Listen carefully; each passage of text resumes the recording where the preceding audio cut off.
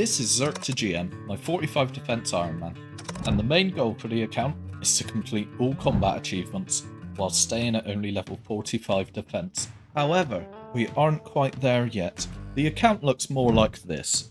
We've just finished off the master tier, and we've managed to get ourselves one megarare in the Tumikun Shadow, but that is only the start. We still need a lot of the big ticket items if we want to complete all the combat achievements in the game.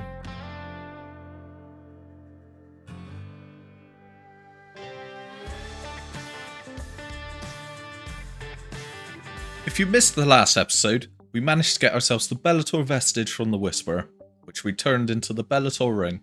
We then managed to get very lucky at Duke, getting our second axe piece, where we went back to the Whisperer and managed to defeat our first awakened boss. It then took us 908 kills at the Whisperer to get our third axe piece, almost double the drop rate.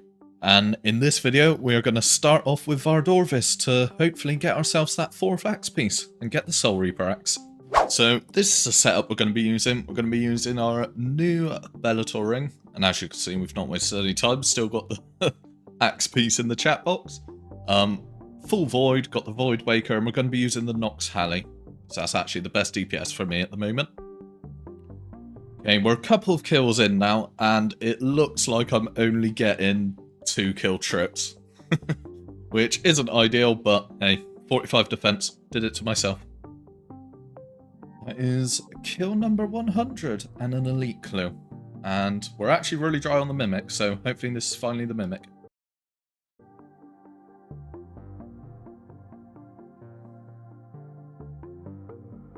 Oh, we actually managed to get the elite speed task. That's really nice. I'm hoping once we've got the Soul Reaper axe, we can push for the Grandmaster speed time here. New PB by 1 tick. Another PB. 150. So it took quite a few kills to realise this, but there's actually a plugin where you can make the pillars disappear. And it's just quite nice for visibility. Dragon Dart Tips. Very nice drop to get. 200. Oh, Blood Quartz. That might actually be useful. Yeah, I think it is. I think it's alright. I'm thinking for like the 50 HP Inferno task. Be nice for overhealing before a wave. 250. I'd love to have some updates of some nice items, but we're not even getting orbs. Reg Iron with hardcore Ironman name. 10 out of 10 rage bait. Where am I clicking? I'm dead! What did I click?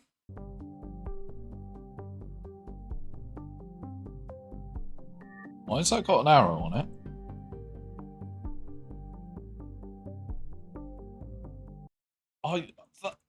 I'm certain I red-clicked that.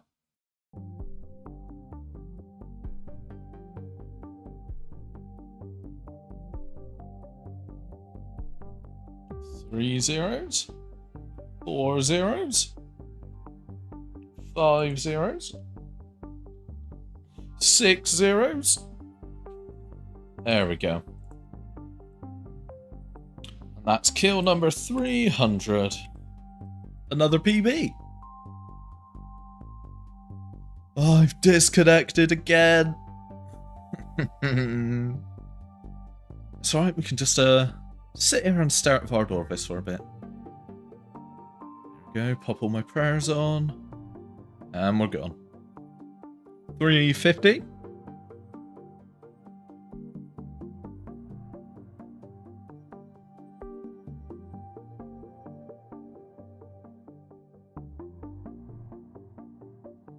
Holy fuck, that was fast. Oh my god. I wasn't expecting to get that with the Halley, and we were like 4 seconds off the GM time. Just didn't stop hitting. 400, still no orbs or uniques, which is amazing.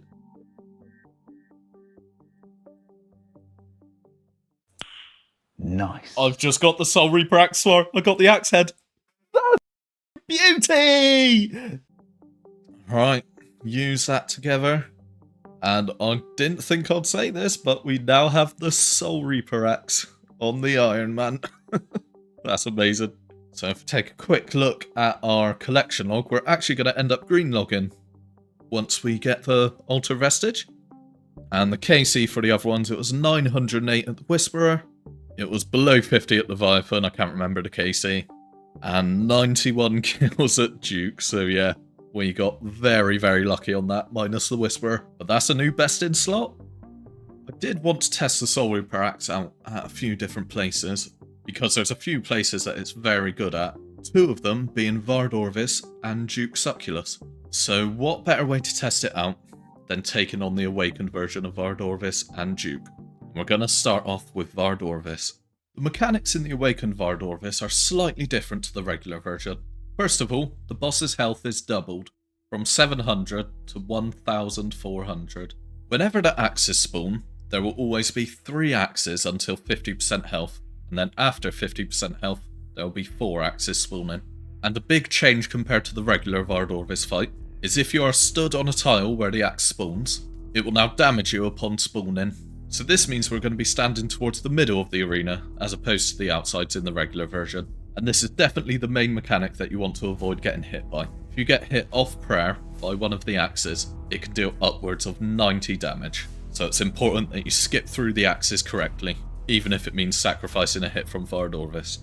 Normally, when the head spawns in the middle of the arena, you'll flick on your range prayer to stop it from disabling your prayers. However, in the Awakened version, it can also do a magic attack, which means you'll have to flick to protect from magic instead of range. And once Vardorvis is below 50% health, the head will attack in pairs using both range and magic projectiles that launch 1 tick apart from each other.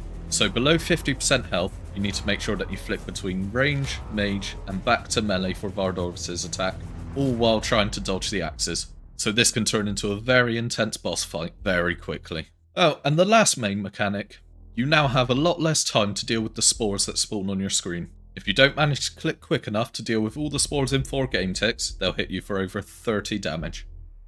So we are going to do a bit of practice on the main account first, just because we have got a limited supply of orbs on the Iron Man. Okay, that took about 7, I think, orbs to get our first KC. That is 2 KC in a row.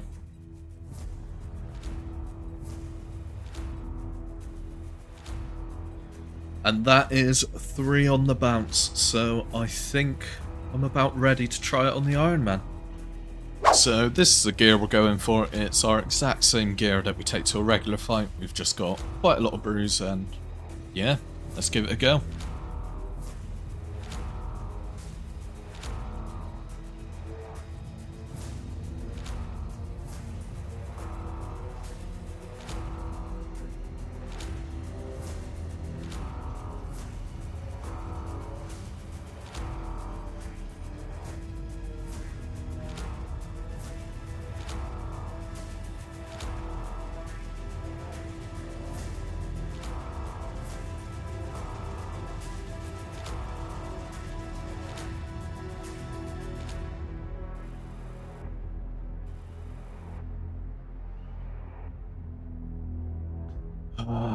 That's an annoying one.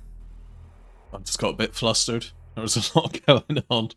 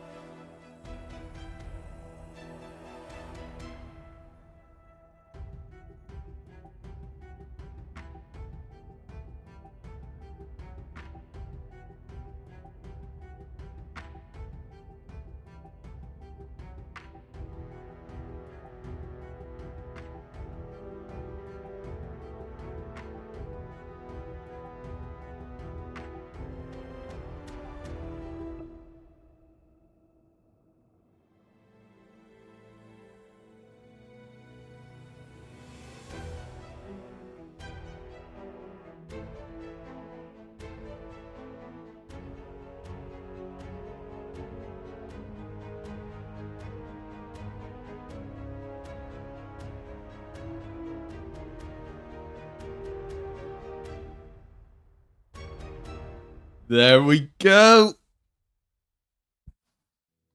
Oh, I'm actually buzzing with that one. I remember that taking me a lot of orbs on the main account when I first went for it. Oh, that's so nice. I was worried about wasting a load of orbs, but we got it on our second attempt.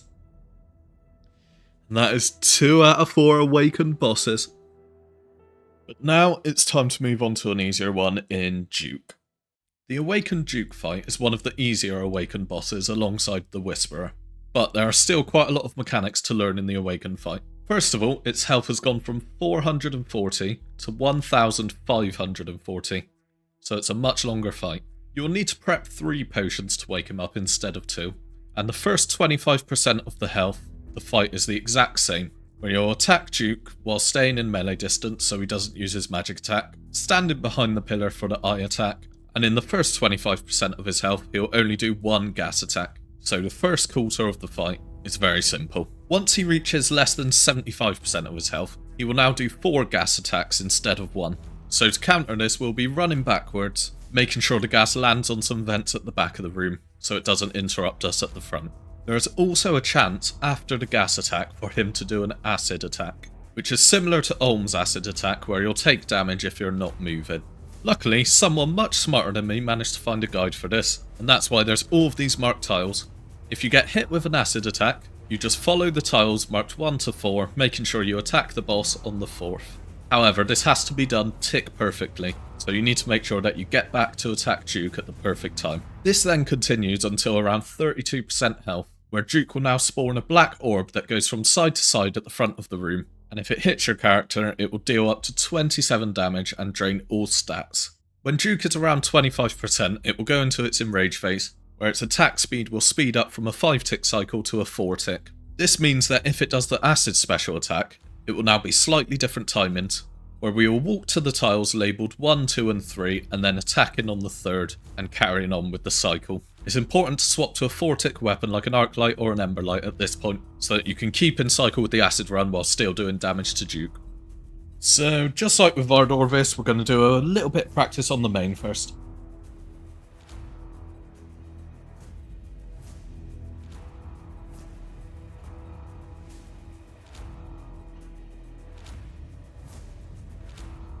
Well, that was a lot easier than I remember. That was one and done. I honestly think I'm going to go send it on the Ironman now. So this setup we're going to be using is pretty much the same as the Vardorvis one, except we've got the arc light to swap into and the BGS as well. I'm just going to pause it here. Do not bring a Bandos Godsword. Defense reduction doesn't work, and I didn't read this on the wiki.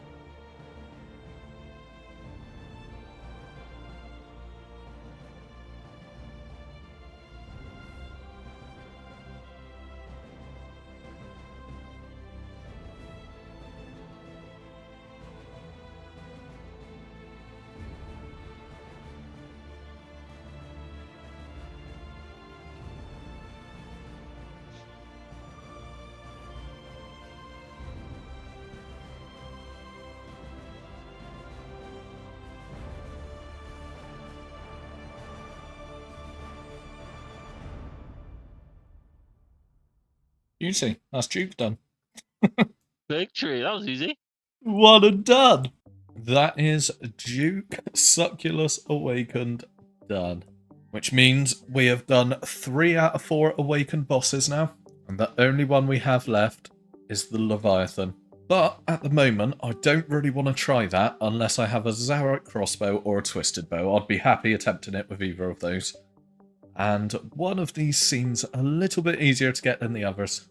So we are going to call it there for today's episode, and in the next episode we are going to be heading off to Saradome and Godwards to get an Armadale crossbow, and then also heading off to Nex. If you did enjoy the video, remember to drop a like, and if it's your first time here, consider subscribing. Let's see if we can reach 5k subs. I'll see you in the next one.